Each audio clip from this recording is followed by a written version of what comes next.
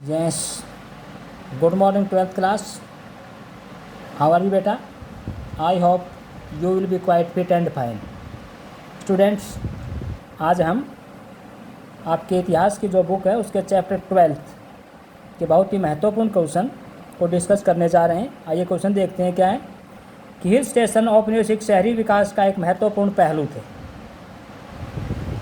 इस संदर्भ में हिल स्टेशनों के विकास तथा महत्व पर प्रकाश डालिए। हिल स्टेशन से हमारा अभिप्राय क्या है? तो पहाड़ी क्षेत्रों के अंदर जो ऊंचाई पर जो कुछ स्टेशन है वो। औपनिवेशिक पीरियड कौन सा? जब अंग्रेज़ों का शासन था भारत के ऊपर, भारत अंग्रेज़ों का उपनिवेश था। तो उस समय हिल स्टेशन थे वो शहरी विकास का एक महत्वपूर्ण पहलू थे। तो वहाँ खासकर औपनिवेशिक जो पीरियड रहा, कॉलोनियल पीरियड रहा, उस दौरान हिल स्टेशन एक शहर के रूप में उनको डेवलप किया गया। तो क्या इनका महत्व रहा, देखते हैं कैसे इनका विकास हुआ।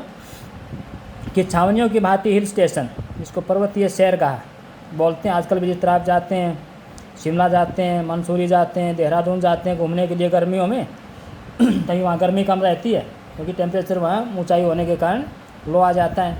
तो अंग्रेज़ तो आप जानते हैं कि ब्रिटेन के, तो वहाँ टेम्परेचर नेचुरली बहुत लो रहता है। तो हिल स्टेशन को बड़े भाते थे, बड़े अच्छे लगते थे। कि छावनियों की भांति हिल स्टेशन भी औपनिवेशिक शहरी विकास का एक विशेष पहलू था। हिल स्टेशनों की स्थापना तथा आवास का कार्य सबसे पहले ब्रिटिश सेना की ज़रूरतों से जुड़ा था। गोरखा युद्ध के दौरान शिमला की स्थापना की गई। तो गोरखा युद्ध था 1815 से 16 के दौरान, वहाँ पर जो वर्तमान शिमला है इसकी फाउंडेशन रखी गई। अंग्रेज़ मराठा युद्ध 1818 के दौरान अंग्रेज़ों की माउंट आबू के प्रति रुचि बढ़ी। माउंट आबू जानते हैं आप, ये राजस्थान में, ये भी एक हिल स्टेशन है। कभी आप गए हों तो जाने का मौका मिले तो ज़रूर देखना, बहुत देखने की बहुत सुंदर जगह है, आपके नज़दीक है, जाना भी चाहिए। तो यहाँ पर भी अंग्रेज़ों की रुचि बढ़ी आंग्ल मराठा जो वॉर था उस दौरान। जबकि दार्जिलिंग को 1835 में सिक्किम के राजाओं से छीन लिया गया। तो यहाँ पर छोटे छोटे क्वेश्चन भी बनते हैं कि दार्जिलिंग को किसे छीना गया, कब छीना गया, किसे छीना गया। ये हिल स्टेशन सैनिकों के ठहराने, सीमा की निगरानी करने और शत्रु के विरुद्ध हमला बोलने के लिए महत्वपूर्ण स्थान थे। तो इनका महत्व क्या था, इनकी इम्पोर्टेंस क्या थी, क्या इनके मोटिव क्या थे इसके पीछे? तो सैनिकों को ठहराया जा सके, सीमा की निगरानी आसानी से हो सकती है और शत्रु पर हमला बोलने के लिए स्थान काफ़ी इम्पोर्टेंट थे। महत्व देखिए, फर्स्ट है भारतीय पर्वतों की मृदु और ठंडी जलवायु स्वास्थ्य के लिए लाभदायक मानी जाती थी। खासकर अंग्रेज भी इस बात को मानते थे, हम भी मानते हैं और आजकल भी ये माना जाता है कि वहाँ का जो पर्यावरण है वो शुद्ध है। विशेष रूप से इसलिए कि अंग्रेज़ गर्म मौसम को बीमारियों का जनक मानते थे। ये मानते थे कि गर्मी में ज़्यादा बीमारियां फैलती हैं।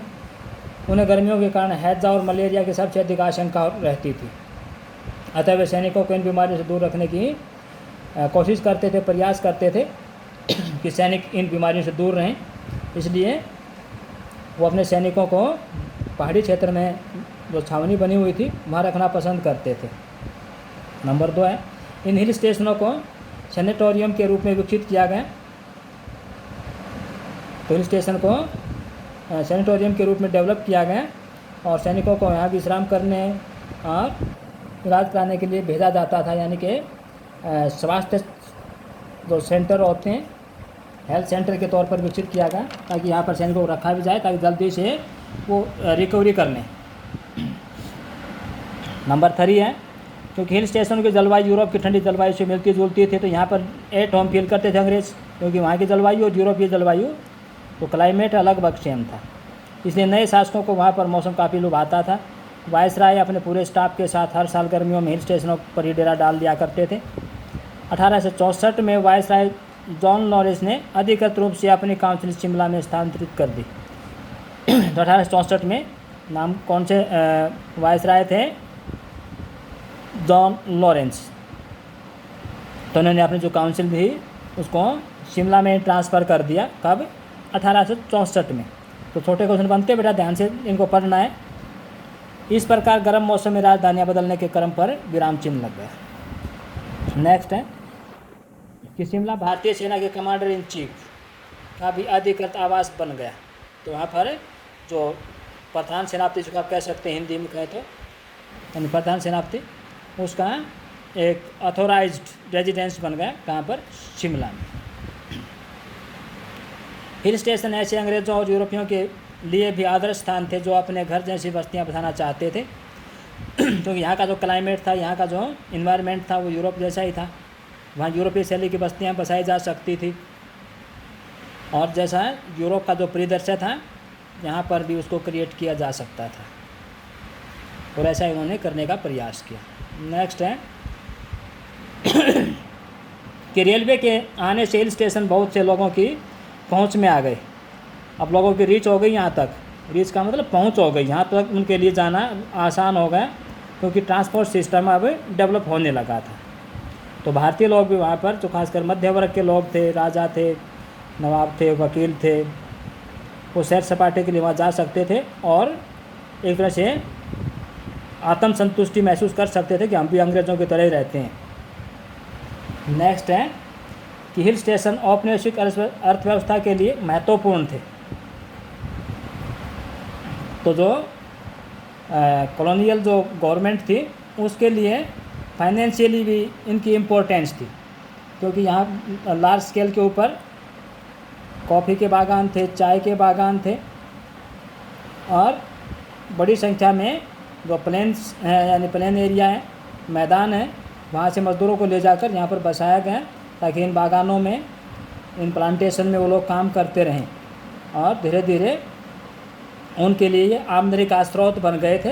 ये जो प्लांटेशन है, जो बागान है, चाहे कॉफ़ी के रहे हों, चाहे वो चाय के रहे हों।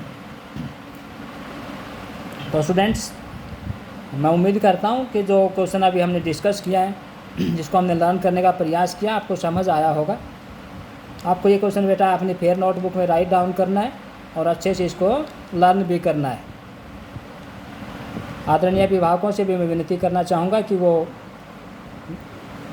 बच्चों का स्कूल का जो कार्य है उसको संपूर्ण करने में उनकी मदद करें, और समय समय पर उनका मार्गदर्शन करते रहें, और उनके प्रति सचेत रहें, और उनको लगातार मोटिवेट करते रहें। Thank you. Have a nice day.